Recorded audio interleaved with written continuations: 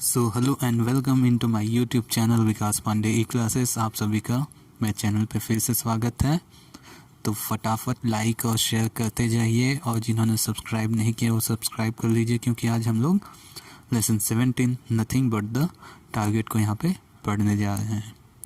तो वीडियोस अच्छी लगती होंगी तो बिल्कुल लाइक करना ना भूलें। चलिए स्टार्ट करते हैं यहाँ पे, और डिस्क्रिप्शन देख लीजिएगा, वहाँ पे आपको पूरे प्लेलिस्ट की लिंक मिल जाएगी जिसमें क्लास 8 और 5 की जितनी भी वीडियोस हैं आपको वहाँ पे आसानी से मिल जाएंगी। प्लेलिस्ट पे जाके भी आप एक्सेस कर सकते हैं। तो चलिए यहाँ पे स्टार्ट करते हैं। Can you name the person in the picture. यहाँ पे पिक्चर जो दिखाई दे रहा है उस व्यक्ति का आप क्या नाम बता सकते हैं। आप अपनी स्क्रीन पे देख पा रहे हैं जो एक पिक दिख रही है वो राज्यवर्धन सिंह राठौड़ की है। Rajyavardhan Singh Rathod, a 34-year-old army man, finished second in the men's double trap shooting event on the Tuesday, the 17th August 2004 in 28th Olympic game in the Athens. This was India's first individual silver medal in the Olympic history in shooting event. Let's read what he said after he won the medal. तो ये जो picture है वो राज्यवर्धन सिंह राठौर की है, जो 34 year old एक army man है जिन्होंने finish second in the men's double trap shooting event, जिन्होंने मेंस डबल जो शूटिंग इवेंट हुआ था जो ट्यूसडे यानी मंगलवार को 17 अगस्त 2004 को हुआ था, जो 28th ओलंपिक गेम था, है ना, जो एथेंस नामक जगह पे ऑर्गेनाइज हुआ था। तो वहाँ पे उन्होंने ये मेडल जीता हुआ था। This was India's first individual silver medal. ये पहला इंडिया का सिल्वर मेडल था, है ना। जो थर्ड आते हैं उनको ब्रॉन्ज, जो सेकंड आते हैं उनको सिल्वर, और जो फर्स्ट आते हैं उनको गोल्ड मेडल दिया जाता है। तो ये सेकंड आया था उस समय। तो ये ओलंपिक हिस्ट्री का पहला सिल्वर मेडल था शूटिंग में, है ना। शूटिंग में पहली बार सिल्वर मेडल जीता था। Let's read what he said after he won the medal. तो चलिए पढ़ते हैं कि इन्होंने जब मेडल जीता तो इन्होंने इंटरव्यू या इनसे जब बातचीत की गई तो इन्होंने क्या क्या कहा। Feeling while receiving the medal. If I जब वो क्या है उनको कैसा फील हुआ जब वो मेडल एक्सेप्ट कर रहे थे या प्राप्त कर रहे थे, रिसीव कर रहे थे। It felt absolutely great. It certainly feel good to win a medal for the country, and that make it even more good because the country feel proud. तो ये जब मैं वो बोलते हैं कि इट्स फेल्ट एब्सोल्युटली ग्रेट, यानी मुझे बहुत ही अच्छा लग रहा था, बहुत ही खुशी हो रही थी इसको लेते हुए। It's certainly feel good to win the medal for the country, और मुझे अपने देश के लिए मेडल जीत के बहुत ज़्यादा प्रसन्नता का अनुभव हो रहा था। इसलिए भी ताकि क्योंकि ये एक काफ़ी अच्छा अपॉर्चुनिटी थी मुझे मिली है, साथ ही साथ पूरे इंडिया को इस पे क्या है, हमारी कंट्री को इस पे क्या है, प्राउड है, गर्व है, इसलिए भी मैं बहुत ज़्यादा खुश हूँ, ये बोलते हैं ना। Feeling while draped in the countries flag at the presentation. Actually क्या होता है जब कोई मेडल जीत जाता है तो उसको क्या किया जाता है, उसके नेशनल फ्लैग से क्या किया जाता है, रैप कर दिया जाता है, यानी उड़ाया जाता है।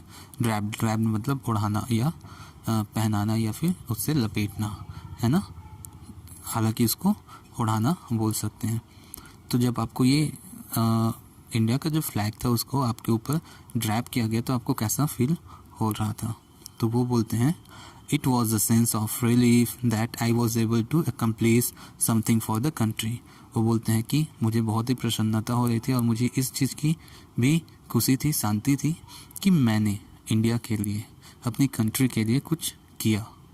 अकम्प्लिश मतलब कोई चीज़ करना या कर दिखाना। And the flag I wanted something close to the symbol which represent the country.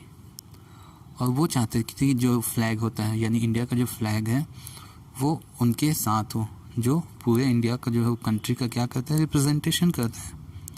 हम लोग किसी भी कंट्री का फ्लैग देख के जानते हैं ना कि ये कौन सी कंट्री से है, तो वो चीज़ वो चाहते थे। So the flag was the best thing.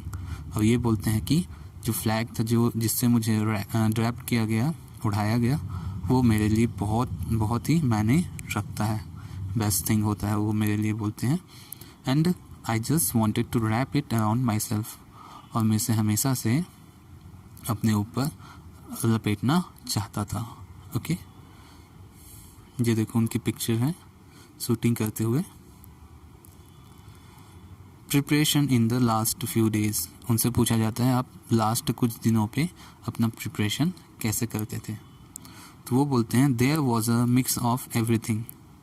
तो यहाँ सभी चीज़ें मिक्स रहती थी, ऐसा बोलते हैं। क्या क्या चीज़ें थी वो? There has to be a healthy balance, सभी चीज़ों में मैंने हेल्दी बैलेंस रखा हुआ था।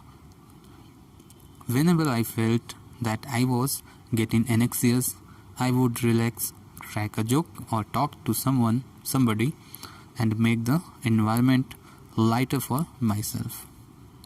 वो बोलते हैं कि जब भी मैं एनेक्सियस यानी थोड़ा चिड़चिड़ापन या फिर उबा हुआ सा या फिर बहुत ज़्यादा डिप्रेस्ड महसूस करता था, मतलब तनाव महसूस करता था, तो बोलते हैं क्रैक अ जोक, यानी वो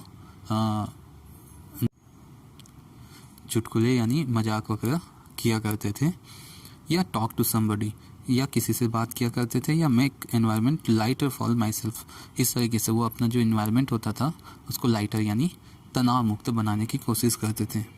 but when ever I needed focus I would close my eyes and think of the target of how I would do, how my emotions would be, what is my game plan for the match and everything.